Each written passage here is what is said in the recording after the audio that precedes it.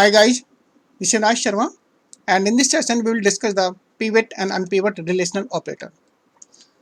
The purpose of these two operators is to generate a multi-dimensional reporting. If you use the pivot operator, then it converts the data, row level data to column level. And in case of the unpivot, it is the opposite of the pivot table. It converts the data from column level to the row level. And a pivot table contains the three specific areas: the rows, columns, and the data. In the sample data, you can see we have a table, and first we have the name of the student.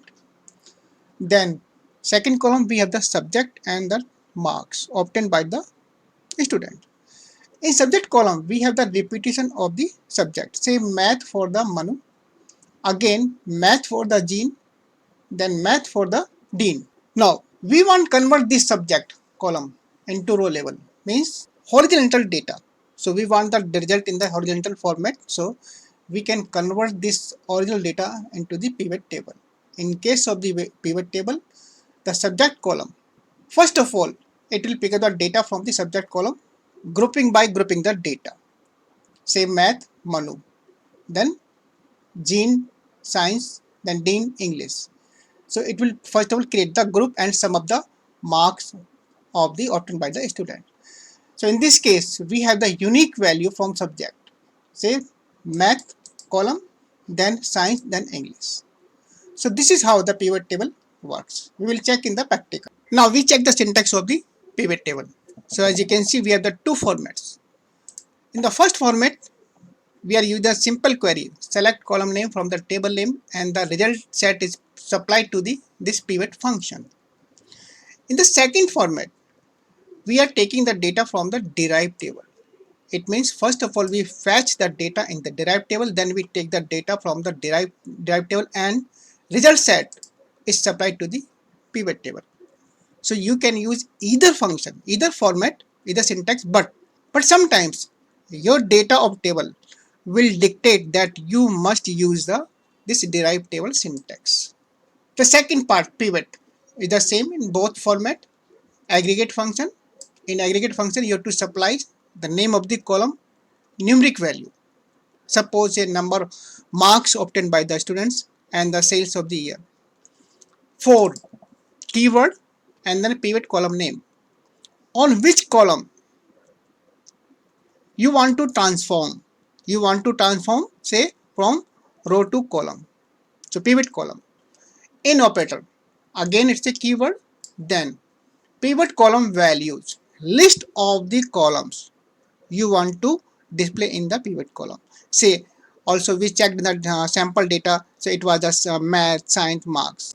So before we start the practical on the pivot function, we have a table that is the sales. We check the data in this table, and you can see we have 4 columns: ID, the year of sales, and the product name, then the sales amount. So you can see in the year 2020 CPU 65, again the same year, and second sale of CPU 65, the same year 20 product pen, and the sales the 11. The same year 20 product is the pencil 90. Then next year 21 mouse. So on the basis of this data, I want to generate a report. How? In year 2020, how many CPU was sold? In 21, next year, how many CPU were sold? Again, in 20, how many pens were sold? In 20, how many pencils were sold? So this kind of report I want to generate. So I can use the pivot function for that kind of report. We will check the pivot function with practical. So as you can see in the sample, so we are using the sales table that is already checked, and then pivot we have the sum, and the sales is the column. So that is the aggregate function. We are using sum for summing up the sales column. Then 4, name of the column, that is the product. It means this is the pivot column name. So on the basis of the product, we will convert the product into column name. Then values are the pen, pencil, CPU. So if I execute this one, then this is the result. ID, year, pen, pencil, CPU. But the result is not as we expected, because we were expecting the year wise 20, 21, 22, the total sales of pen, total sales of pencils, and total sales of CPU in each year. Why? Because we are using the select star from sales. This sales table is having the ID column, and that is the unique in each and every row. So because of this unique value in this, so every row is a group. That's why we have this result. So what to do now? We can use the derived table. In the derived table, we will not include this ID column. How?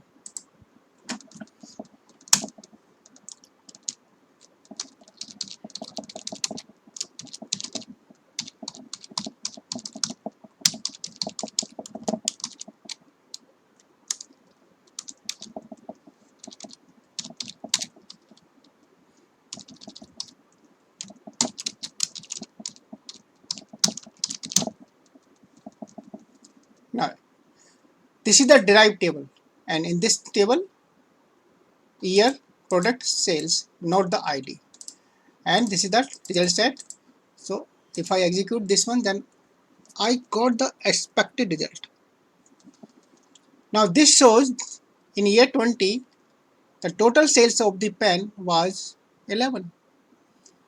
In the same year 20, total sales of the pencil 90 and CPU 130. Then 21 and 22 we have the different figure. Now you have to make sure when you define the column here, these are the value from the product table.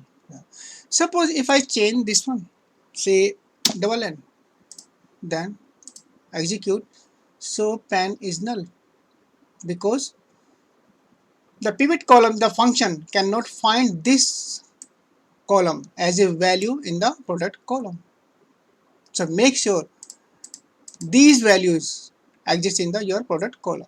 So we are not including the mouse. Mouse is also there, but we are not include the mouse. You can also include the mouse. We can check this diagram for the better understanding. So here we have the table, original data, and ID is not there because we did not include the ID in derived table. So we have the year, product, and the sales. So this is how. In year 20, CPU, the sales was 65. In the same year, this was the second sales and the 65. So this is the one group. And the total of this was 130. It means in year 20, CPU sales was 130. Second one. In year 22, CPU, second year, next year, the sales was the 4 times 78, 4 times. Then this is the total of the 312. So this is how in here we have the unique value 20, 21, 22. And again the pen, this is the unique value column, pen, pencil, CPU. And we did not include the mouse. So these are the sum of the pen in this year. How to create the pivot table dynamically? View this example, but in this example we have a problem. Problem is the product hard-coded and the list of the columns for the pivot are also hard-coded. Suppose a new product is added or removed from the table. In that case, also you need to change this query. So the question is how to make this dynamic. For that purpose, we can create a procedure. So this is the procedure, create proc, and this is the name of the procedure. And in this procedure, we have the two parameters, pivot column name and the pivot column list. Then we are using the dynamic query. We have a variable that is a query, and we are getting the all the statement in this query. So all the difference is that in the for, rather than the hard coded, we have a variable, we have a parameter now. In the same way, in the in, again we have the parameter name. So when you supply the value for this parameter, so dynamically the value will be replaced by this parameter. So now we have this variable, the whole statement, and finally execute. So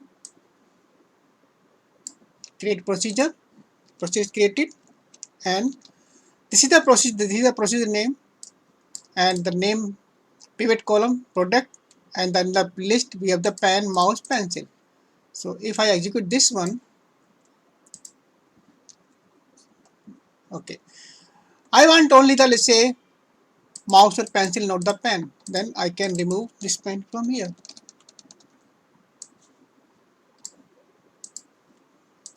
I want only the pencil, then remove pencil.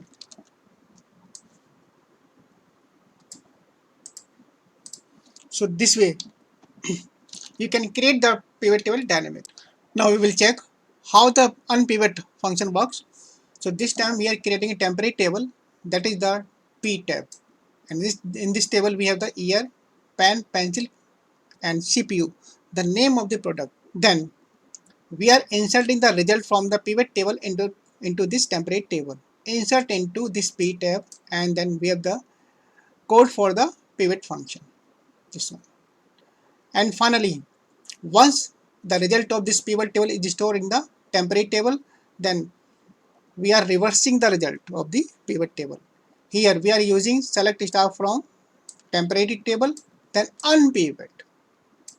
Name of the columns, sales, the value, then for name in pen, pencil, CPU.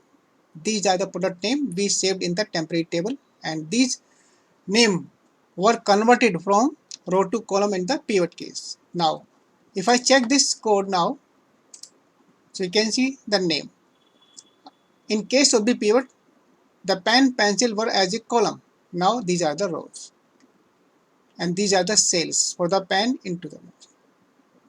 So this is how you can use the pivot and unpivot functions in SQL Server. So guys, this was all about the pivot table in SQL Server.